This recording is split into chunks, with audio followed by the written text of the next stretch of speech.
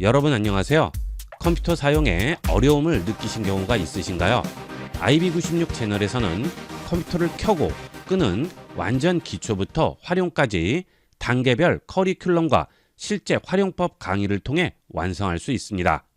컴퓨터를 어떻게 배워야 할지 막막하시다면 지금 바로 IB96 채널에서 강좌가 담긴 USB를 구매하시고 컴퓨터 제대로 사용하는 100가지 활용법으로 시작해 보세요.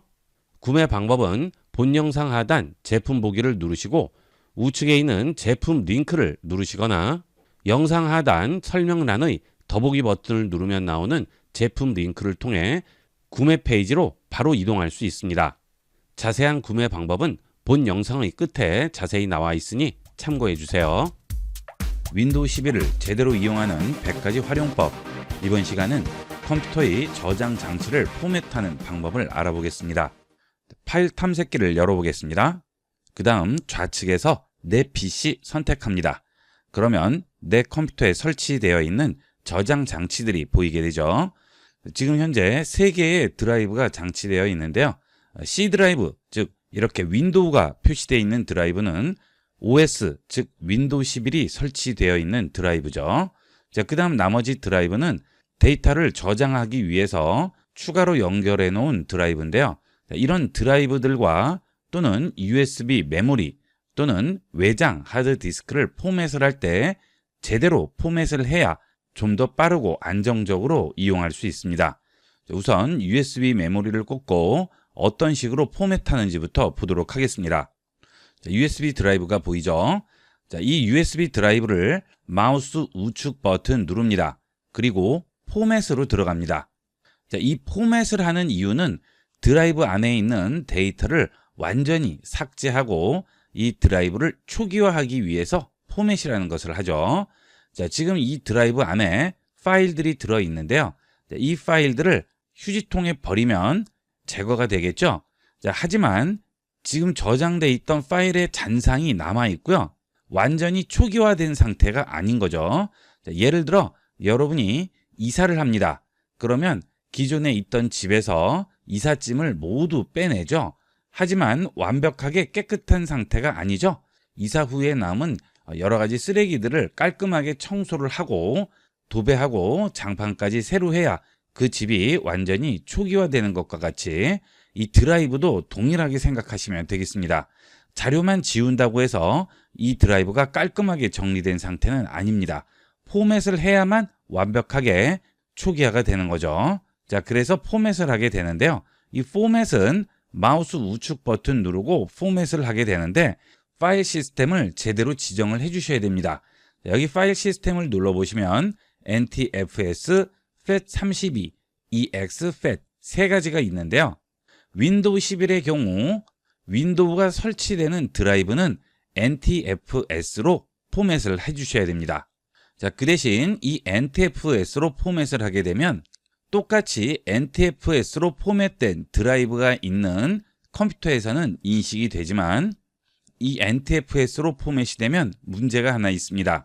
자, 예를 들어 여러분이 외장 하드디스크를 NTFS로 포맷을 했어요. 자, 그 다음 다른 컴퓨터에 외장 하드디스크나 이런 드라이브를 연결을 하는데요. 그 컴퓨터는 C 드라이브가 NTFS로 포맷이 되어 있지 않습니다.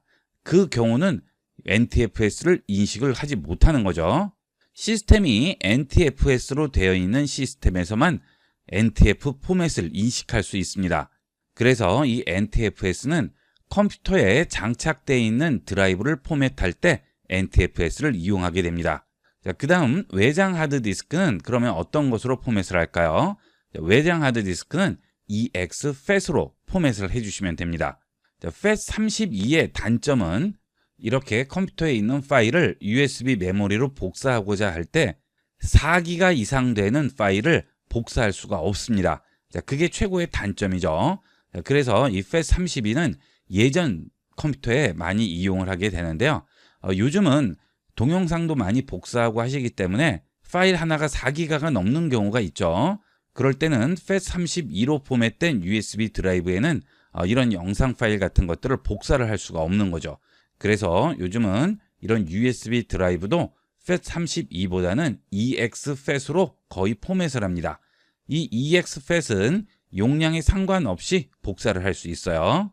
그 대신 EXFAT으로 포맷이 되면 여러 시스템에서 이 EXFAT으로 포맷된 드라이브를 열어볼 수 있죠. 외장 하드디스크라든지 USB 메모리 같은 경우에는 EXFAT으로 포맷을 해주시면 되겠고요. 컴퓨터에 아예 장착되어 있는 드라이브는 NTFS로 포맷해 주시면 되겠습니다. 자, 그 다음 USB 메모리를 윈도우 10이나 윈도우 11이 아니고 그 이전 버전 윈도우에 연결해야 할 경우가 있습니다. 그럴 때는 FAT32로 해주셔야 되겠죠. EXFAT은 윈도우 10 이전 윈도우에서는 인식을 할 수 없습니다. 그래서 아주 예전 컴퓨터나 요즘 컴퓨터에 USB 메모리를 왔다 갔다 이용을 하시려면 FAT32로 포맷을 해주셔야 되겠죠. 그게 아니라면 외부로 연결하는 저장 장치는 전부 EXFAT으로 포맷해 주시면 되겠습니다. 자, 잘 기억을 해두도록 하세요. 자, 그 다음은 포맷 옵션인데요. 빠른 포맷을 하게 되면 특별한 장비가 있을 경우 포맷해서 지운 그 드라이브의 내용을 다시 살릴 수 있습니다. 완벽하게 삭제한 게 아니고요. 일종의 파일 위치를 기록한 목록만 삭제했다고 보시면 되겠습니다. 그래서 파일을 복사하게 되면 기존에 있던 위치에서 그냥 덮어 써지는 거죠. 자, 하지만 빠른 포맷을 끄고 포맷을 하게 되면 기존에 저장돼 있던 파일까지 완전히 삭제를 하게 되는 거죠. 자, 그 대신 시간은 좀 더 오래 걸립니다. 좀 더 안전하게 포맷을 하려면 빠른 포맷을 끄고 포맷하시고요. 크게 문제가 없을 때는 빠른 포맷을 켜고 포맷을 하시면 보다 빠르게 포맷을 할 수가 있습니다. 시작합니다. 자, 그러면 데이터가 지워진다고 하죠. 확인합니다. 자, 그러면 간단하게 포맷할 수 있죠. 자, 빠른 포맷은 굉장히 빠르죠. 하지만 빠른 포맷을 끄고 포맷하면 시간이 좀 더 많이 걸리게 됩니다. 자, 이런 식으로 여러분의 저장 장치를 초기화하게 됩니다. 이번 시간은 컴퓨터 저장 장치에 포맷하는 방법을 알아봤습니다. 윈도우 11을 제대로 이용하는 100가지 활용법. 이번 시간은 파일 및 폴더의 속성에 대해 알아보겠습니다. 여러분 컴퓨터에 있는 파일이나 폴더에 마우스 우측 버튼을 클릭하시면 속성이라는 메뉴가 나오게 됩니다. 이 속성에 들어가시게 되면 해당 파일에 대한 여러 가지 정보를 확인할 수 있죠. 첫 번째는 파일 형식을 확인할 수 있습니다. 이 파일이 어디에 쓰이는 파일이고 어떤 프로그램으로 생성됐는지를 확인할 수 있습니다. 지금 이 파일은 mp4 동영상 파일이고요. 연결된 프로그램은 미디어 플레이어죠. 자, 그 다음에 위치를 확인할 수 있고 크기도 확인이 가능합니다. 자, 그 다음 만든 날짜와 수정 날짜까지 전부 확인할 수 있고요. 액세스한 날짜는 이 파일을 마지막으로 열어본 날짜와 시간이 되겠습니다. 자, 이런 식으로 파일에 대한 자세한 내용을 확인할 경우에는 속성에서 확인하시면 되겠습니다. 그 다음 동영상이나 사진일 경우에는 상단 탭에서 자세히를 누르시게 되면 해당 영상이나 사진의 가로, 세로 크기와 길이까지 확인을 할 수 있죠. 사진은 길이가 없겠지만 영상의 경우에는 여기에 길이가 나오게 됩니다. 자, 그 다음 폴더에 마우스 우측 버튼을 클릭하시고 속성으로 들어가면 똑같이 파일의 종류를 확인할 수 있고 위치와 크기 전부 나오게 되죠. 그 다음 폴더의 경우 폴더 안에 몇 개의 파일이 들어있는지를 보여주게 됩니다. 자, 만약 폴더 안에 또 다른 폴더가 있을 경우 그 폴더 개수도 보여주게 되겠죠. 자, 그 다음 폴더를 생성한 날짜를 여기에 보여주게 되겠고요. 자, 폴더의 경우에는 그 안에 있는 파일들이 읽기 전용인지 여기서 지정을 할 수 있습니다. 자, 만약 여기서 읽기 전용에 체크를 해주시게 되면 이 해당 폴더 안에 있는 파일들은 읽기 전용이 되는 거죠. 파일을 덮어 쓰거나 하는 것은 할 수 없는 거죠. 중요한 파일이라서 파일이 변형되면 안 될 경우는 이렇게 읽기 전용에 체크를 해주시면 되겠습니다. 자, 그 다음 이번에는 파일 탐색기를 열어보겠습니다. 그리고 좌측에서 내 PC 선택합니다. 그러면 내 컴퓨터에 있는 드라이브들이 전부 나오게 되죠. 자, 여기서 원하는 드라이브에 마우스 우측 버튼 클릭하시고 또 속성으로 들어갑니다. 자, 그러면 이번에는 드라이브의 속성을 확인할 수 있습니다. 첫 번째로 드라이브의 이름을 지정을 해줄 수 있죠. 지금은 아무 이름이 지정되어 있지 않기 때문에 그냥 로컬 디스크 C라고 나오는데요. 여기에 여러분이 원하는 이름을 지정하면 해당 드라이브명이 나오게 됩니다. 그 다음 사용 중인 공간과 여유 공간을 확인할 수 있죠. 그리고 상단 탭에서 하드웨어를 선택해 주시면 해당 드라이브의 장치 상태를 확인할 수 있습니다. 여기에서 올바르게 작동하고 있다고 나와야 되겠죠. 만약 올바르게 작동하고 있다는 말이 없을 경우 그 드라이브는 뭔가 문제가 있기 때문에 포맷을 해서 새로 초기화를 하든지 아니면 상단 탭의 도구를 누르시고 드라이브에 파일 시스템 오류가 있는지 검사를 해 주셔야 되겠죠. 이 장치 상태가 올바르지 않다고 나올 경우에는 상당히 위험한 상태가 되겠습니다. 되도록이면 포맷을 해서 새로 초기화해서 이용하시는 걸 권하고요. 혹시나 중요한 데이터가 있으신 분들은 혹시 모를 상황에 대비해서 미리 백업을 받아 두시는 게 좋겠죠. USB 메모리가 연결되어 있을 경우 이 USB 메모리도 속성에 들어가시게 되면 USB 메모리에 USB 메모리 이름을 지정을 해줄 수 있고요. 파일 시스템, 즉 어떤 것으로 포맷이 되어 있는지도 확인할 수 있고 사용 중인 공간과 여유 공간도 전부 확인이 가능합니다. 자, 그리고 USB 메모리도 상단 하드웨어 탭을 누르셨을 때 장치가 올바르게 작동하고 있다고 나와야 되겠죠. 만약 USB 메모리에 이렇게 나오지 않는다면 그 USB 메모리는 얼마 지나지 않아서 반드시 문제가 생기는 USB 메모리가 되겠습니다. 바로 포맷해서 초기화를 해야 되겠습니다. 일반 하드디스크에 비해서 USB 메모리는 좀 더 불안정한 상태이기 때문에 뭔가 문제가 생기면 얼마 지나지 않아 드라이브 자체가 깨질 수 있기 때문에 USB 메모리는 각별히 주의해서 이용을 하셔야 되겠습니다.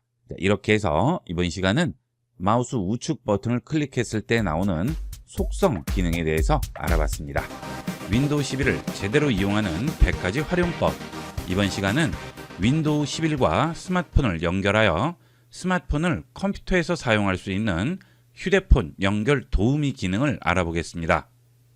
휴대폰과 컴퓨터를 연결하기 위해서는 윈도우에서 휴대폰과 연결 기능을 이용해야 됩니다. 이 기능은 윈도우 10과 윈도우 11 전부 있습니다. 설치된 앱에서 제일 아래쪽에 보시면 나오게 돼요. 휴대폰과 연결 선택합니다. 그러면 PC에서 모바일 장치 사용이라고 나오고요. 장치를 선택하라고 나오죠. 이 휴대폰과 연결을 이용하게 되면 전화 걸고 받기가 가능하고요. 메시지에서 대화를 휴대폰과 이어서 계속 할 수 있고 PC에서 모바일 알림도 전부 확인할 수 있습니다. 그리고 스마트폰의 앱들을 PC에서도 이용할 수 있죠. 현재 스마트폰과 PC를 연결하는 가장 진보적인 방법이 되겠습니다. 아이폰도 연결이 가능하고 안드로이드도 연결이 됩니다. 저는 안드로이드 선택하겠습니다. 이 기능을 이용할 경우에는 동일한 계정을 이용해야 됩니다. 지금 현재 S24 울트라가 연결되어 있다고 나오는데요. 다른 장치 추가를 해보도록 하겠습니다. 그러면 여기 QR코드가 나오게 되죠. 이 QR코드를 스마트폰으로 찍어주시면 되겠습니다. 스마트폰으로 QR코드를 비춰주면 여기에 주소가 나오죠. 주소 누릅니다. 그러면 모바일 장치를 마이크로소프트 계정에 연결한다고 나오죠. 그리고 PC에서는 본인의 모바일 장치인지 확인하라는 코드가 나오게 됩니다. 일단 스마트폰에서 계속 누릅니다. 코드 입력하라고 하죠. 지금 여기 PC에 있는 이 코드를 스마트폰에 그대로 입력해 주시면 됩니다. 터치하시고 코드 입력했습니다. 계속합니다. 그러면 마이크로소프트 계정으로 들어가게 되죠. 마이크로소프트 계정 B번 입력하겠습니다. 그러면 윈도우스와 연결이라고 나오고요. 윈도우에서 SMS 메시지 전송하고 보도록 허용하겠냐고 하죠. 허용합니다. 전화 걸고 관리 허용하겠습니다. 연락처 액세스 허용합니다. 통화 기록 액세스 허용하겠습니다. 알림도 허용하겠습니다. 이렇게 전부 허용을 하게 되면 장치 연결이 완료됐다고 나오고요. 이렇게 소리가 나면서 PC에서도 완료됐다고 나오죠. 전부 완료하겠습니다. 그러면 스마트폰에서 윈도우스와 연결이라고 나오게 되고요. PC에서도 완료됐다고 나옵니다. 계속합니다. 휴대폰과 연결해 오신 것을 환영한다고 하죠. 시작하기 합니다. 자, 그러면 작업을 미리 선택해서 항목 설정을 도와준다고 하죠. 문자 메시지 보내기, PC에서 모바일 앱 사용, 전화 걸기, 내 사진 보기 전부 여기서 설정해서 바로 해당 기능으로 접근할 수 있는데요. 자, 일단 건너뛰기 하겠습니다. 자, 그러면 이렇게 좌측에 G 폴드 4라고 나와 있죠. 지금 제 스마트폰 기종이 폴드 4인데요. 연결된 상태가 되겠고요. 우측에 보시면 지금 앱으로 들어와 있죠. 자, 상단에 보시면 메시지, 앱, 통화, 사진 전부 이용을 할 수 있습니다. 자, 메시지부터 눌러볼까요? 그러면 현재 스마트폰에 있는 메시지들이 전부 여기에 나오게 되죠. 자, 그 다음 원하는 메시지를 상대편에게 보낼 수도 있어요. 예를 들어 ib교육.com을 선택했습니다. 그러면 기존에 주고받았던 메시지들이 전부 나오게 되죠. 자, 여기서 메시지를 보내게 되면 당연히 상대편에게 이 스마트폰을 통해서 메시지를 보낸 것 같이 전송이 되겠죠. 상대편에게 메시지가 오게 되면 여기에 똑같이 나오게 됩니다. 자, 상대편이 메시지를 보내보도록 하겠습니다. 자, 메시지를 상대편이 전송을 했는데요. 자, 지금 테스트 중입니다 라고 바로 메시지가 들어오죠. 자, 이런 식으로 PC에서 스마트폰의 메시지를 전부 확인할 수 있고 전송할 수도 있습니다. 자, 그 다음 통화를 눌러볼게요. 자, 그러면 PC에서 전화 걸기 및 받기라고 나오고요. 시작 버튼을 누르시면 이제 PC와 모바일 장치가 페어링이 되면서 컴퓨터에서 말하고 들을 수가 있죠. 페어링 시작합니다. 블루투스 설정하겠습니다. 자, 그러면 장치 확인이라고 나오고요. 스마트폰에 연결 허용할지 물어보죠. 허용합니다. 윈도우와 연결이 휴대전화를 검색할지 허용해달라고 합니다. 허용합니다. 자, 그러면 장치 연결이라고 나오고요. 아래 핀과 일치하냐고 물어보죠. 자, 등록할지 물어보네요. 패스키가 나오죠. 자, PC와 스마트폰에서 동일한 패스키가 나와야 되겠죠.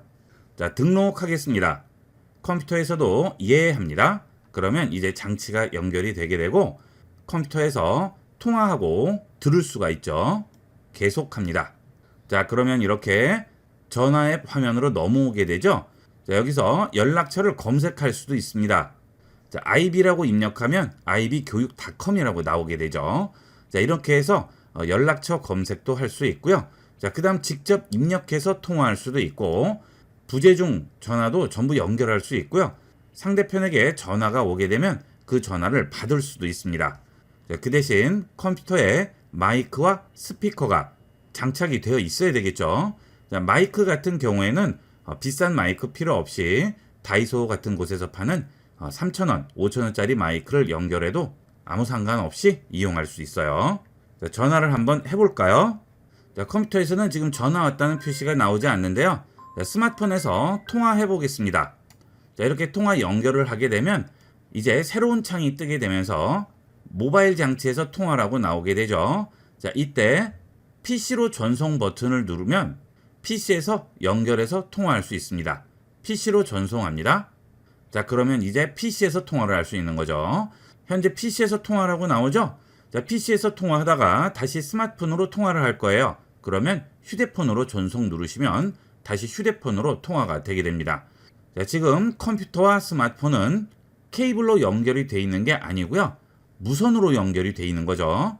자, 그래서 컴퓨터 상에서 통화를 하다가 자리를 옮겨서 컴퓨터하고 떨어진 곳에서 통화를 할 경우에는 다시 휴대전화로 전송을 누른 다음 휴대전화로 통화를 하시면 되겠고요.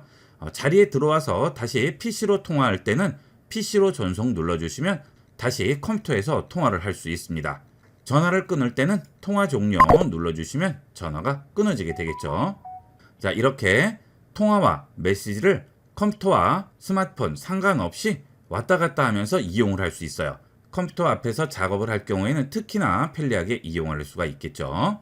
자, 그 다음은 사진 앱인데요. 자, 사진으로 들어가시면 스마트폰에 있는 사진들을 PC에서 전부 확인을 할 수 있고요. 자, 이렇게 스마트폰에 있는 사진을 PC로 가져올 수도 있습니다. 옮기고자 하는 사진을 클릭 드래그해서 컴퓨터의 바탕화면으로 꺼내 놓습니다. 자, 그러면 복사라고 나오죠? 마우스에 손을 놓게 되면 바로 이렇게 복사가 됩니다. 간단하게 스마트폰에 있는 사진을 PC로 옮길 수가 있죠. 복잡하게 케이블 연결하고 클라우드에 올려서 내려받고 할 필요 없이 바로 연결해서 사진을 이동시킬 수 있습니다.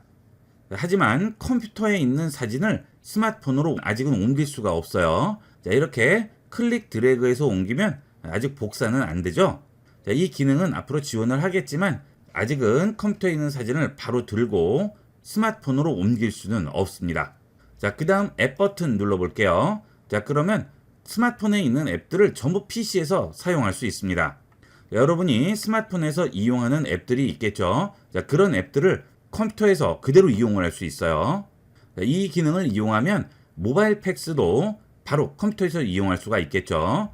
자, 팩스 같은 경우에는 전화번호가 있어야만 이용을 할 수 있지만 스마트폰에는 전화번호가 등록이 되어 있기 때문에 컴퓨터에 전화번호가 없더라도 간단하게 모바일 팩스를 이용을 해서 팩스를 주고받을 수 있습니다. 자, 모바일 팩스 실행을 하시면 모바일 팩스 실행이 됐는데요. 여기서 원하는 사진이나 문서 간단하게 전송을 할 수 있겠죠. 자, 그 대신 이 모바일 팩스도 스마트폰 안에 있는 자료만 전송을 할 수 있기 때문에 미리 전송할 사진이 있을 경우 스마트폰에 복사를 해 놓으시고 여기서 첨부해서 전송을 하시면 되겠죠. 그 외에도 네이버 지도라든지 티맵이라든지 전부 이런 식으로 실행을 할 수 있습니다. 자, 지금 PC 화면에서 실행이 돼 있죠. 자, 이런 식으로 내비 기능도 전부 PC에서 이용을 할 수 있어요. 자, 그 외에도 OTT 서비스라든지 또는 TV를 보는 앱을 통해서 PC에서 TV를 볼 수도 있겠죠. 그리고 게임도 컴퓨터에서 그대로 이용할 수가 있겠습니다. 외부에서 노트북을 많이 이용하시는 분들은 특히나 활용도가 매우 높다고 할 수 있겠습니다. 자, 그 다음에 좌측에 있는 화살표를 눌러서 창을 열게 되면 자, 지금 연결된 스마트폰이 나오게 되는데요. 이 스마트폰을 클릭하게 되면 휴대폰 화면 열기 기능이 실행되고 이렇게 미러링식으로 나오게 됩니다. 자, 지금 상태는 PC에 맞게 다시 재설정이 되어 있는 상태지만 여기 있는 휴대폰을 누르게 되면 휴대폰 화면이 그대로 다시 뜨게 되죠. 미러링과 동일한 기능이 되겠습니다. 자, 그 다음은 스마트폰에서 나오는 소리를 PC에서 재생도 할 수가 있는 거죠. 자, 그 다음에 우측 상단에 있는 톱니바퀴 설정 누르시게 되면 좌측에 보시면 휴대폰 모양이 보이죠? 자, 이걸 누릅니다. 자, 이 디바이스 메뉴로 들어오시게 되면 현재 연결된 스마트폰 외에 새로운 디바이스를 추가할 수도 있습니다. 자, 여러분들이 여러 대의 스마트폰을 연결해서 이용하실 경우 새 디바이스 추가에 가셔서 앞서 연결한 방법과 동일한 방법으로 또 다른 휴대폰도 연결을 할 수 있습니다. 자, 이 경우 스마트폰 명의자가 달라도 상관없죠. 계정만 동일한 계정을 이용하신다면 얼마든지 새로운 디바이스로 추가해서 그때그때 필요한 디바이스를 연결해서 이용할 수가 있겠습니다. 자, 새로운 디바이스가 추가될 경우 여기에 선택됨을 선택을 할 수 있죠. 자, 그러면 아래쪽에 있는 디바이스를 선택하게 되면 위에 있는 디바이스는 연결이 끊어지게 되겠죠. 자, 이렇게 여러 개의 디바이스를 하나의 컴퓨터와 연결을 해서 활용할 수가 있겠습니다. 이렇게 해서 이번 시간은 윈도우 11에서 휴대폰을 연결하여 휴대폰의 기능을 컴퓨터에서 활용할 수 있는 휴대폰 연결 도우미에 대해서 알아봤습니다. 윈도우 11을 제대로 이용하는 100가지 활용법. 이번 시간은 윈도우 11의 단축키를 알아보겠습니다. 첫 번째로 잠금 화면 단축키가 되겠습니다. 컴퓨터를 이용을 하시다가 보면 잠시 자리를 비울 때가 있죠. 자, 그럴 때 다른 사람이 내 컴퓨터에 내가 하던 작업들을 다 볼 수 있죠. 요즘같이 개인정보가 민감한 시대에는 잠시 자리를 비울 때는 반드시 잠금 화면으로 전환을 해놓고 자리를 비우시는 게 좋겠습니다. 윈도우 시작 버튼 누르시고 프로필 누르시게 되면 로그아웃이라고 나오죠. 이 로그아웃을 이용해서 잠금 화면을 만드는데 매번 이렇게 하기 귀찮죠. 단축키를 이용하면 간단하게 잠금 화면을 만들 수 있습니다. 키보드에 윈도우 키와 L 버튼 누릅니다. 그러면 바로 잠금 화면으로 넘어가게 돼요. 그 다음 다시 원래대로 돌아가려면 비밀번호로 로그인만 해주시면 되겠죠. 잠금 화면은 꼭 기억해 두셨다가 활용해 보도록 하세요. 그 다음은 바탕화면 나가기 기능인데요. 여러분들이 컴퓨터를 이용을 하시다 보면 이렇게 창들이 많이 나오게 됩니다. 그럴 때 한 번에 정리하기 위해서 하나씩 전부 최소화 버튼을 눌러서 작업 표시줄로 최소화를 시켜주는데요. 그럴 필요 없이 단축키를 이용해서 간단하게 한꺼번에 최소화 시켜줄 수 있습니다. 자, 키보드에 윈도우 키와 D를 눌러줍니다. 윈도우 D 해주시게 되면 열려있던 창이 모두 최소화가 돼서 작업 표시줄로 들어오게 되죠. 자, 이렇게 들어오시면 이제 필요한 것들만 열어서 확인을 해주시면 됩니다. 자, 이렇게 열어서 필요한 것만 확인을 하시면 되겠죠. 자, 굉장히 편리하게 이용을 할 수 있고요. 만약 열려있는 창들이 많이 있었을 경우에는 이렇게 일일이 작업 표시줄에서 마우스를 얹어서 확인을 해 보셔야 되겠죠. 이럴 경우 찾으려면 굉장히 어렵습니다. 이럴 때는 단축키를 이용해서 실행되어 있는 창들을 한 번에 확인할 수 있습니다. 자, 키보드에서 윈도우 키와 탭 키를 동시에 눌러줍니다. 그러면 내 컴퓨터에 실행되어 있는 창들이 한 번에 다 나오게 되죠. 작업 표시줄에서 일일이 찾을 필요 없이 여기서 한 번에 보고 찾아주시면 되겠습니다. 자, 예를 들어서 포토샵을 다시 열어야 되겠어요. 그러면 이 포토샵을 한 번만 클릭해 주시면 바로 열리게 되겠죠. 이렇게 이용하시면 창들이 여러 개 열려 있을 경우에는 아주 편리하게 이용을 할 수 있습니다. 자, 이 열려있는 창 한 번에 확인하는 것은 이렇게 최소화되어 있을 때는 물론이고 이렇게 창이 전부 열려 있을 경우에도 윈도우와 탭 키만 누르시면 전부 확인을 할 수 있습니다. 자, 그 다음은 작업을 하시다 보면 두 개의 창을 한꺼번에 열어놓고 봐야 할 경우가 있죠. 자, 그런데 그럴 경우에는 보통 이렇게 창을 여기 하나 배치시키고 나머지 창은 또 이쪽에다 배치시키고 두 개를 열어놓고 보시는데요. 이렇게 할 필요 없이 간단하게 두 개의 창을 열어놓고 이용할 수 있습니다. 윈도우 키와 화살표 키를 이용을 해서 열려있는 창들을 정리할 수 있습니다. 키보드에서 윈도우 키 누르신 다음 좌측이나 우측 화살표를 누르면 화면의 좌측이나 우측으로 지금 활성화되어 있는 창이 확대가 돼서 붙게 됩니다. 자, 해볼게요. 윈도우 키와 우측 화살표 누릅니다. 그러면 제일 위에 활성화되어 있던 브라우저 창이 화면의 반을 차지하면서 우측으로 붙게 되죠. 이때 윈도우 키는 그대로 누른 상태에서 좌측 화살표 누릅니다. 그러면 원래대로 돌아오고요. 한 번 더 누르면 이번에는 좌측으로 붙게 되죠. 자, 이런 식으로 필요한 위치에 가져다 놓을 수 있습니다. 자, 그 다음 이 상태에서 화살표 위쪽을 누릅니다. 위쪽 화살표를 누르면 전체 화면으로 키워지게 되고요. 다시 한번 누르면 이젠 위쪽으로 붙게 되겠죠. 자, 이거는 편리한 대로 이용을 하시면 되겠습니다. 자, 우측으로 붙인 상태에서 윈도우 키에 손을 뗍니다. 그러면 좌측에는 어떤 창을 열지 물어보게 되죠. 자, 좌측에는 유튜브를 한번 열어볼까요? 그러면 이렇게 화면을 반을 나눠서 좌측과 우측에 원하는 창을 열어둘 수가 있습니다. 자, 이때 프로그램도 상관이 없어요. 어떤 거든 열려있는 창들은 전부 이렇게 정렬해서 이용을 할 수 있습니다. 그러면 유튜브도 보시면서 작업도 할 수가 있겠죠. 화면을 무한정 큰 걸 이용할 수 없기 때문에 이런 식으로 이용하면 훨씬 효율적으로 이용을 할 수가 있겠습니다. 그 다음은 파일이나 폴더명을 바꿀 때 클릭하시고 잠시 기다렸다가 한 번 더 클릭하면 반전이 돼서 파일 폴더명을 바꿀 수가 있죠. 그런데 이거 굉장히 귀찮고요. 간격을 좀 빨리 하게 되면 창이 아예 열려버리는 이런 문제가 있습니다. 이것도 단축키를 이용하시면 편리하게 이용할 수 있습니다. 폴더나 파일을 선택한 상태에서 키보드에 F2 키 누릅니다. 그러면 바로 반전되죠. 이렇게 바로 입력하시면 되는데 키보드를 잘 보시면 FN이라는 키가 있는 키보드가 있습니다. 특히 노트북은 거의 그렇죠. 데스크탑 키보드도 FN이 붙어 있는 게 있어요. 자, 이럴 때는 F2를 눌러도 적용이 되지 않습니다. FN과 F2를 같이 눌러 주셔야 되겠죠. 키보드 종류에 따라서 이런 식으로 이용하시면 되겠어요. 그 다음은 컴퓨터 이용할 때 빠질 수 없는 기능이 이 탐색기죠. 탐색기 열어서 파일을 찾거나 복사하거나 할 때 많이 이용하시는데 매번 탐색기 눌러서 들어가지 마시고요. 단축키를 이용하도록 하세요. 윈도우 키와 E 키 누릅니다. 그러면 바로 탐색기가 열리게 되죠. 이것도 꼭 기억을 해두도록 하세요. 그 다음은 PC 이용하실 때 PC용 카카오톡 거의 열어놓고 이용하시죠. 이렇게 PC용 카카오톡이 열려 있게 되면 내 개인적인 메시지도 전부 나오기 때문에 다른 사람과 같이 내 화면을 보면서 뭔가 얘기를 한다든지 또는 내가 자리를 비웠을 때 내 메시지를 다 볼 수가 있죠. 그렇게 다른 사람과 내 화면을 같이 보거나 자리를 비울 때는 카카오톡을 잠금으로 바꿔주도록 하세요. 카톡 잠금 단축키는 컨트롤 L입니다. 컨트롤 L 주시게 되면 바로 잠금 모드로 들어가게 되죠. 자리에 다시 돌아오게 되면 언제든지 비밀번호만 입력을 하시고 다시 들어오시면 되겠죠. 카카오톡은 거의 국민 메신저이기 때문에 카카오톡으로 개인적인 메시지도 많이 보내고 하시니까 카카오톡 잘 관리를 하셔야 되겠습니다. 자리를 뜨실 때는 반드시 잠금으로 바꿔놓도록 하세요.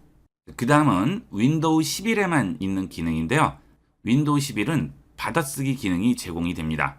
단축키로 받아쓰기 할 수 있도록 열어보도록 하겠습니다. 윈도우 H 누릅니다. 그러면 이렇게 듣는 중이라고 나오고요. 내가 하는 말을 바로 텍스트로 변환해서 입력을 해줍니다. 자, 이 경우 텍스트를 입력할 수 있는 입력 프로그램이 실행이 되어 있어야 되겠죠.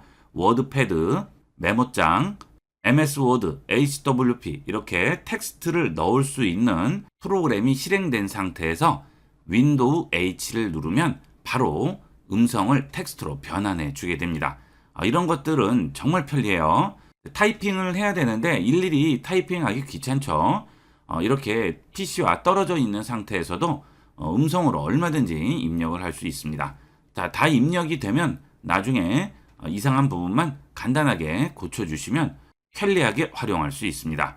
이 받아쓰기 기능도 많이 이용을 해보세요. 하지만 윈도우 11만 가능하고요. 기본적으로 마이크는 있어야 되겠죠. 이 마이크는 다이소나 또는 마트 인터넷에서 3,000원에서 5,000원이면 구준액 마이크나 핀 마이크 얼마든지 구매할 수 있습니다. 그런 거 구입을 하셔서 이용하시면 편리하게 쓸 수 있어요. 특히 윈도우 11은 되도록이면 마이크 있는 게 좋습니다. 하나 꼭 구비해놓고 이용하도록 하세요. 자, 입력이 다 끝났으면 파란색 동그라미 한번 눌러주시면 바로 멈추게 됩니다. 이렇게 해서 윈도우에서 쓰이는 적극 권장하는 단축키들 알아봤고요. 그 다음 브라우저에서 쓰이는 단축키가 되겠습니다. 이 브라우저에서 쓰는 단축키는 구글 크롬, 마이크로소프트 엣지, 네이버 웨일 전부 동일하게 이용을 할 수 있어요. 자, 첫 번째로 닫은 인터넷 창 다시 열기가 되겠습니다. 여러분이 컴퓨터 이용하시다 보면 이 인터넷 브라우저 창을 많이 열어놓게 됩니다. 여기도 보고 또 여기도 보고 여러 가지 보다가 많이 열어놓게 되는데 여기에 중요한 정보가 있어서 좀 확인을 하려고 하는데 나도 모르게 다른 걸 닫는다고 하다가 이걸 닫아버리는 수가 있어요. 정말 난감합니다. 그걸 금방 찾아야 되는데 그 주소가 기억이 나지 않죠? 이럴 때 금방 닫은 창을 다시 여는 단축키가 되겠습니다. 컨트롤 쉬프트 T 누릅니다. 그러면 지금 닫은 창 바로 열 수 있어요. 자, 다시 한번 또 누르시면 그 전에 닫은 창을 여는 거죠. 자, 예를 들어 이것도 닫고 이것도 닫고 이것도 닫았습니다. 그러면 컨트롤 쉬프트 T를 반복해서 누르면 닫은 창들을 전부 열어줄 수 있고요. 아예 전체 창을 닫아버렸어요. 이때는 브라우저를 다시 실행합니다. 그 다음 이 상태에서 컨트롤 쉬프트 T 눌러주세요. 전체를 닫았더라도 다시 살릴 수가 있어요. 제가 앞서 이렇게 열어놓은 창 전체를 하나 닫았어요. 그 다음에 이것도 또 닫았습니다. 이렇게 탭만 닫는 게 아니고 전체 창을 닫았더라도 컨트롤 쉬프트 T로 언제든지 다시 살릴 수가 있는 거죠. 자, 꼭 기억하세요. 이것은 컴퓨터를 이용하신다면 반드시 기억해야 하는 단축키가 되겠습니다. 컨트롤 쉬프트 T. 자, 그 다음은 스크롤 내리기인데요. 자, 키보드에서 스페이스를 누르시면 스크롤이 내려가죠. 꼭 마우스 휠을 돌린다거나 여기는 스크롤을 조정을 하지 않으셔도 스페이스만 누르시면 바로바로 내려가게 되고요. 그 다음 스크롤을 이번에는 올려야 되겠어요. 그러면 쉬프트 스페이스입니다. 그러면 다시 반대로 올라가게 되겠죠. 검색하실 때 이것도 굉장히 편리해요. 그 다음은 이렇게 브라우저를 이용해서 내용을 보시다가 보면 찾아야 하는 단어가 있습니다. 그런데 그거를 일일이 하나씩 다 읽어서 찾을 수 없죠. 그래서 간단하게 검색 기능을 제공을 하죠. 이 기능은 MS 워드, HWP, 브라우저, PDF 상관없습니다. 단어를 찾을 때는 어디서든 쓸 수가 있어요. 자, 컨트롤 F 누릅니다. 그러면 이렇게 창이 하나 나오게 되는데요. 여기에 입력한 단어를 찾아주게 되죠. 여기는 전기차를 한번 찾아볼게요. 자, 위쪽으로 쭉 올린 다음 여기서 전기차라고 입력을 합니다. 그러면 전체를 두 개를 찾았는데 그 중에 첫 번째 걸 보여주죠. 여기 있네요. 전기차. 그 다음 또 여기도 보여주죠. 여기는 화살표를 이용을 해서 찾아서 갈 수가 있습니다. 다시 위로 올라가죠. 네, 이렇게 해서 여러분이 원하는 단어를 간단하게 찾아줄 수 있어요. 이것도 반드시 기억해야 하는 단축키가 되겠죠. 컨트롤 F 되겠습니다. 자, 그 다음 창을 닫을 때도 여러 개 창이 열려 있으면 일일이 이렇게 X 버튼 눌러서 닫으시는데 그럴 필요 없습니다. 단축키를 이용해서 닫을 수 있죠. 컨트롤 W. 컨트롤 W 누르시면 간단하게 닫을 수 있고요. 컨트롤 쉬프트 T 누르시면 다시 살릴 수가 있겠죠. 이렇게 해서 이번 시간은 윈도우 11의 단축키에 대해서 알아봤습니다. 윈도우 11을 제대로 이용하는 100가지 활용법. 이번 시간은 컴퓨터가 시동될 때 실행되는 시작 앱 설정에 대해 알아보겠습니다. 하단 작업 표시줄 윈도우 시작 버튼, 마우스 우측 버튼 클릭합니다. 그 다음 작업 관리자로 들어갑니다. 자, 그 다음 좌측에서 시작 앱 선택해 주세요. 자, 그러면 내 컴퓨터가 처음에 시동이 될 때 자동적으로 실행되는 앱들이 있습니다. 또는 그런 기능들이 있어요. 그런 것들을 전부 보여주게 되는데요. 이 시작 앱에 꼭 필요하지 않은 앱들이나 기능이 실행되게 되면 컴퓨터를 부팅할 때 속도가 느려지게 되고요. 컴퓨터 이용을 할 때도 이 앱들이나 기능이 항상 백그라운드에서 실행이 돼 있는 상태가 되기 때문에 컴퓨터 속도도 느려지게 되죠. 그래서 이 시작 앱에서 처음에 실행될 때 꼭 필요 없는 앱들은 중지를 시켜줄 수 있습니다. 여기에 쭉 보시게 되면 LG 스피드 미터라고 있는데요. 자, 이것은 인터넷 속도 측정 앱이 되겠습니다. 저는 LG U+를 이용하기 때문에 LG 스피드 미터를 U+ 홈페이지에서 다운받아서 설치해 놨는데요. 여러분들도 사용하시는 통신사 앱에서 제공하는 속도 측정 앱을 설치를 해 놓으시면 가장 확실하게 인터넷 속도를 측정할 수 있어요. 이거는 참고로 알아두도록 하세요. 저는 LG U+로 설치를 해 놨는데요. 이 앱을 보시면 지금 상태가 사용이라고 되어 있죠. 지금 시작 앱에 들어와 있는 상태죠. 시작 앱에 이 LG 스피드 미터가 실행이 되는 겁니다. 자, 그래서 부팅이 될 때 이 앱이 자동 실행이 되니까 컴퓨터 속도에 영향을 줄 수가 있죠. 자, 항상 이 스피드 미터가 실행이 될 필요는 없습니다. 속도를 알고자 할 때만 실행이 되면 되죠. 자, 그래서 이런 경우에는 마우스 우측 버튼 클릭하시고요. 사용 안함으로 바꿔줍니다. 자, 그러면 사용 안함으로 바뀌죠. 여기 있는 HNC 업데이트 트레이라든지 헬퍼라든지 이런 것들은 제가 사용 안함으로 꺼놨는데요. 이 HNC 업데이트 트레이는 HWP 한글을 설치하게 되면 자동으로 업데이트를 하기 위해서 컴퓨터가 부팅될 때 같이 실행이 되는데요. 이 기능이 속도에 많은 영향을 줍니다. HWP 한글 쓰시는 분들은 꼭 작업 관리자 들어오셔서 시작 앱에서 이 기능은 꺼주도록 하세요. 자, 여기서 확인을 한번 해보시고요. 꼭 실행될 필요가 없는 그런 기능이나 앱들은 마우스 우측 버튼을 누르고 꺼주도록 하세요. 자, 필요하시면 다시 실행을 하면 되는 거죠. 자, 실행은 윈도우 시작 버튼 누르시고 앱에서 실행을 하시면 자동 실행이 됩니다. 자, 앱 보시면 지금 인터넷 품질 측정 LG U+라고 나오죠. 자, 이거 실행하면 실행돼요. 시작할 때 사용 안 하더라도 컴퓨터 시동한 다음에 실행을 하시면 다 실행할 수 있죠. 시동할 때 필요 없는 기능은 이렇게 꺼놓고 이용하도록 하세요. 이번 시간은 여기까지 하도록 하겠습니다. 감사합니다. 여러분 안녕하세요. IB96 채널에서 제공하는 컴퓨터 제대로 사용하는 100가지 활용법 강좌를 구입하는 방법은 유튜브에서 IB96 채널로 들어오신 다음 상단 메뉴에서 스토어를 눌러주시고 컴퓨터 100가지 활용법을 선택하시거나 본 영상을 터치하면 나오는 하단 제품 보기를 누르시면 우측 제품 링크를 통해 구매 페이지로 이동할 수 있고요. 영상 하단 설명란의 더보기 버튼을 누르시고 제품 링크를 누르시면 바로 구매할 수 있는 페이지로 이동할 수 있습니다. 본 강좌를 구매하시면 전체 강좌가 담긴 USB 메모리를 발송해 드리기 때문에 장소와 시간에 구애받지 않고 반복 시청함으로써 강좌 내용을 여러분의 것으로 만들 수 있습니다. 지금 바로 IB96 채널에서 강좌가 담긴 USB를 구매하시고 컴퓨터 공부를 시작해보세요. 본 영상을 시청해주신 모든 분께 감사드립니다. 좀 더 체계적으로 컴퓨터 및 모바일 기기 사용법을 배우려면 www.ib96.com, ib컴퓨터교육.com을 추천드립니다.